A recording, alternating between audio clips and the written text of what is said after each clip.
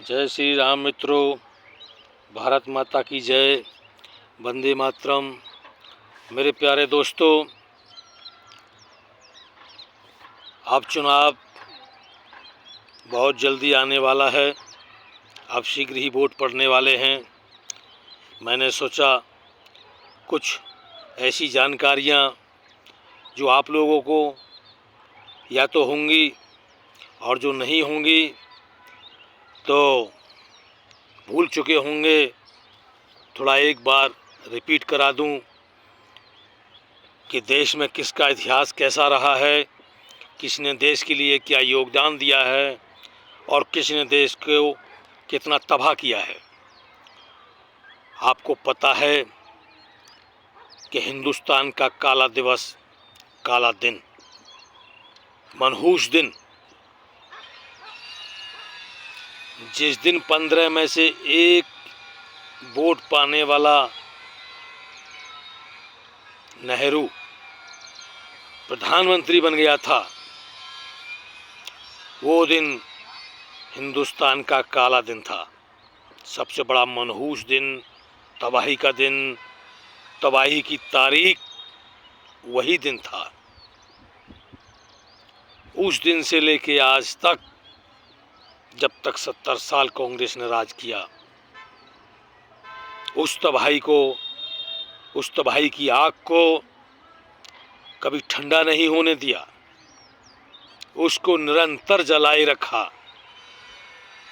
जिसमें तबाही हुई तो सिर्फ मेरे सनातनी भाइयों की, जिसमें बर्बादी हुई तो सिर्फ मेरे हिंदू भाइयों की।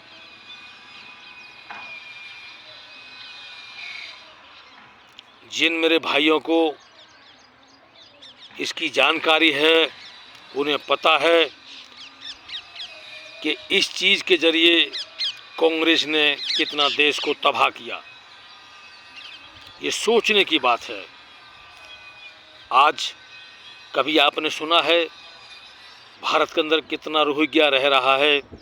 किसी रोहिंग्या के लिए पप्पू ने या पप्पू खानदान ने कभी कहा हो कि इनको देश से बाहर करिए?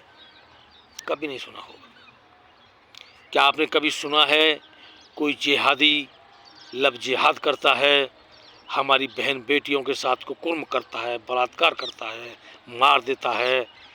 कभी आपने सुना है कि कांग्रेस के किसी भी नेता ने ये कहा हो कि उस अपराधी को फांसी दी जाए या सजा दी जाए?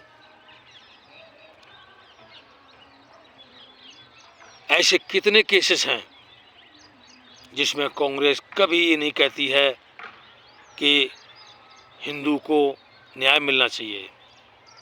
अरे मनमोहन सिंह ने तो यहाँ तक कह दिया था कि देश के संसाधनों पे सिर्फ मुस्लिमों का अधिकार है।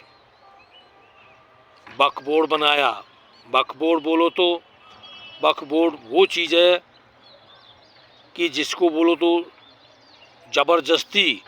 ज़बरदस्ती थोपा हुआ एक देश के ऊपर श्राप है। वो कहीं भी अपना अधिकार जमा दे, कहीं भी कह दे ये मेरी है, तो आप केस भी नहीं चला पाएंगे। और ताज्जुब की बात देखो, केस भी चलाओगे तो वक्फ बोर्ड के ही ऑफिस में जाके आपको केस दायर करना पड़ेगा, वहीं उसकी सुनवाई होगी। अब वो क्यों तुम्हारी तरफ सुनेगा? वो तो अपनी बात कहेगा, तो तुमको न्याय भी नहीं मिलेगा। ऐसे कितने कानून हैं, ऐसे कितने नियम हैं कि जिनके ज़रिए, सबके ज़रिए हिंदू और सनातनी भाइयों को ही शिकार बनाया गया है। मैं अपने सभी सनातनी भाइयों से हाथ जोड़कर ये अपील करता हूँ, मेरे प्यारे दोस्तों, 70 साल तक ये कांग्रेस ने जो जहर उगला हिंदुओं के लिए, इससे सचेत होइए, सावधान होइए। कश्मीर से कश्मीरी पंडित खाली करा दिए, हमारे लाखों कश्मीरी पंडित भाइयों के साथ बलात्कार किए गए, काट दिए गए, विस्थापित कर दिए गए।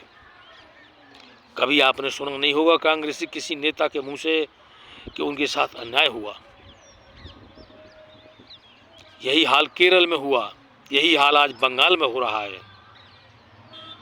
लेकिन आपने कांग्रेस के मुंह से कभी ये नहीं सुना होगा कि हिंदू को ऊपर इतना अत्याचार क्यों हो रहा है, इस पर लगाम लगनी चाहिए या इस पर हम लगाम लगाएंगे। लेकिन मेरे हिंदू भाइयों को, कुछ हिंदू भाइयों को पता नहीं क्या हो गया है कि इतना सब देखने के बाद भी ये आंखों पे पट्टी बांध कर बैठे हैं और वोट कांग्रेस को ही देना है। कुछ तो इतने नीचे गिर चुके हैं कि ऐसे मानो जैसे वरदान लेके आए हों।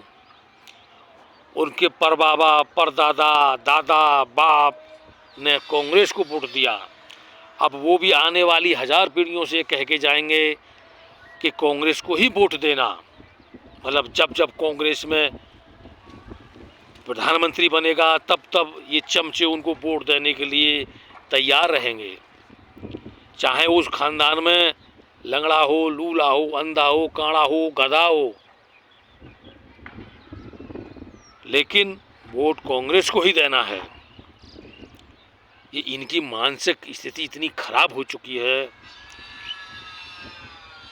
कांग्रेस को वोट देने का मतलब है कि जैसे एक मुर्गा अपने मुंह में छुरी लगाकर कसाई के पास जाए और कहे कि लो मियाँ जी, मैं भी आ गया और छुरी भी साथ में लाया हूँ। समझ रहे हैं? कांग्रेस को अगर हिंदू वोट देता है तो कांग्रेस को हिंदू का वोट देने का मतलब समझ लीजिए, मुझे लगता है इससे अच्छा और कोई उदाहरण हो नहीं सकता कि जैसे एक मुर्गा अपनी चोंच में छुरी दबाकर और कसाई के पास पहुँचे कि लो मालिक, मैं भी आ गया हूँ और छुरी भी ले आया हूँ, अब आपने कुछ करना नहीं है, ये छुरी लो और मेरी गर्दन काट दो। तो मेरे हिंदू भाइयों, अभी समय है, हमें हिंदू राष्ट्र बनाना है और हमें पूरा यकीन है मोदी जी के रहते हुए हमारा देश अवश्य हिंदू राष्ट्र बनेगा। लेकिन आप लोगों का साथ और आप लोगों का वोट बहुत कीमती है।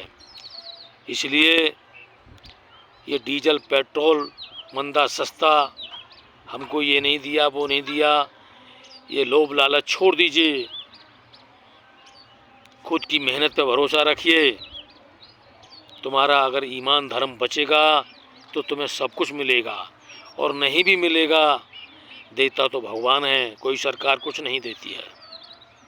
तो तुम्हारा धर्म तो बचेगा, और धर्म बचेगा तो संसार अपना सब कुछ है। और जब तुम ही नहीं रहोगे तो सस्ता महंगे का क्या करोगे? इसलिए ये महंगाई सस्ताई छोड़ दीजिए, ये लोभ लालच दिमाग से निकाल दीजिए, अपना धर्म बचाइए और सब लोग इकट्ठा होकर के मोदी जी का साथ दीजिए। देश की भलाई, समाज की भलाई और हम सब की भलाई मोदी जी की जीत में ही है। मेरे सनातनी भाइयों, कांग्रेस जैसी दीमक को देश से बिल्कुल मिटा दीजिए।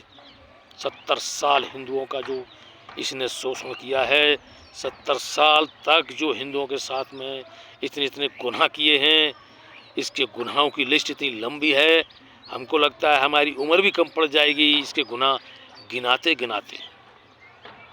मेरे हिंदू भाइयों, मोदी जी का साथ दीजिए।